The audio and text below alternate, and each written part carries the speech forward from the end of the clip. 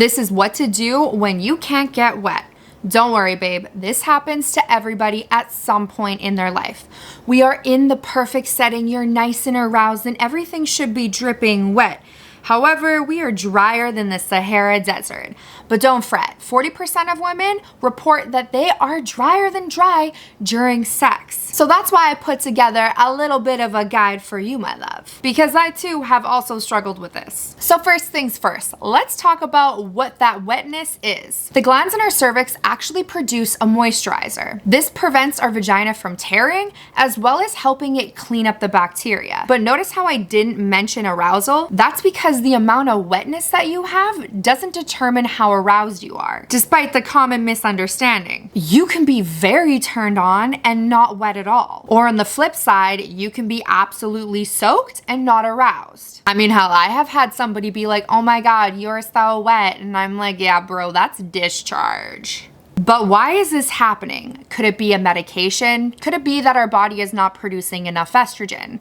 Perhaps it's a soap irritation, because that definitely can make it more difficult on getting wet. And of course, then you have your psychological and your physiological. Maybe your partner isn't doing the right things to you. Or maybe it's that fear, shame, and judgment that you had around sex in your upbringing. We're gonna drop right into our guide right now.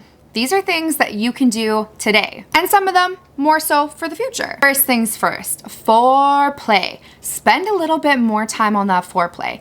Ask your partner, hey, I take a little bit to warm up. Do you think we could spend a little bit more time with seduction, maybe some dirty talk, maybe some light touch and kisses, whatever turns you on and how you like to be teased during that foreplay act. In mainstream adult entertainment, we rarely see any time spent in foreplay. And unfortunately, a lot of us actually learn from adult entertainment, specifically because of the limited access that we have to sex education revolving around pleasure. So the best thing that you can do is just tell them that you need a little bit more time. Foreplay can look like a sensual massage, kissing your neck, your nipples, your thighs, stimulating those erogenous zones. Stuff that feels good to you. Take it slow. The second one that I want to add in is adding a mindfulness practice. The goal here is to help you better connect with your body and step out of your mind. The more we connect with self, the more we can be present in those pleasures and those sensations. A few simple meditation exercises can actually go a really long way, helping you feel in touch with yourself and with your body. And it also doubles as a stress reliever. Two things that will help you better your orgasm and increase your wetness.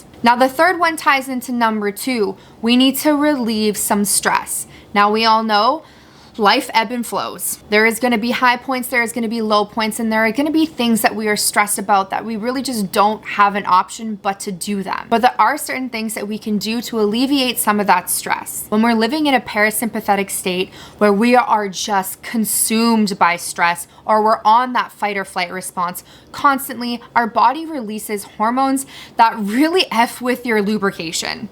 And obviously your mental. So the best thing that you can do is actually set aside a time that works best for you, whether it's early in the morning before the kids get up, or you just want to start your day nice and fresh. Or you can wind it down with a nighttime routine. Some things that have helped me reduce my stress load have been journaling, meditation, and obviously fitness. Fitness is a huge one for me, especially since I do have ADHD, and sometimes it can come across as that anxious energy. And I really just need to move that energy out of my body. So the exercise has been an amazing savior for me and my stress, especially with the journaling. The journaling is definitely, it's done wonders for my life. And sometimes when I'm writing something down, I really just answered my own question. There's a lot of introspection that happens in the journaling process, and I think it's really beautiful for everybody to give a shot. But when we're dumping that extra stress and we're setting a time for us to feel that stress, move through that stress, and do something where we can be present in our body, this way, when it becomes time to have sex and to engage with our partner or with ourselves, we actually have the capacity and the space to be present in ourselves and to be present with our partner, rather than worrying about that overwhelming to-do list. Now, the fourth one that I want to touch on is actually shame. Now, this is something that I could do a whole video on, but I'm going to try to condense it pretty nice and tight in a tiny little box, even though this is one that takes up a big space for a lot of people. Does sex bring you shame? Do you feel that what you are doing is wrong? What was your upbringing like? What was your cultural upbringing like? What was your conditioning like? Meaning, what were the people's views around you that were teaching sex education, your friends' values? All of these things impact our belief system. Perhaps you have a tremendous amount of anxiety, and the anxiety overrides our body's functions. After all, our mind gives our body cues. A healthy attitude towards sex will cater you in giving you a healthy sex life. So whether that's talking to a somatic sex therapist, a sex therapist, or a therapist in general, these are all people that can help you along your journey, and so many more. There is no need to feel that shame around sex. All of that can be rewired and reconditioned into what you believe sex is. And the fifth one is going to be the fix for right now, and that is the lube. There is absolutely no shame around bringing lube into the bedroom. Honestly, even when I am wet, I still love to have lube.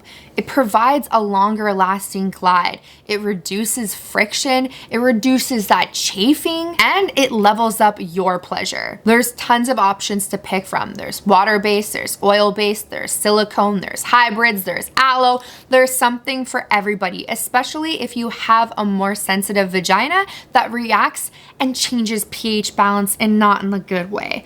So make sure you do a little bit of a patch test and start off slowly. Pay attention to what your yoni or your vagina is actually telling you. If it doesn't like the lubrication that you're using, switch it up. Like I said, there are many options. All right, babies, that's all I have for you today. If you have any questions, drop them in the comments down below, or you can privately message me on my Instagram. I also offer coaching around this topic and around female pleasure in general. And if you haven't done so already, click the link down below and grab your Moody merch hoodie, because you have a chance to win a one-on-one coaching session with me, and you also get a free month's entry into this month's launch of Patreon. I will see you next week for another episode. Let's go.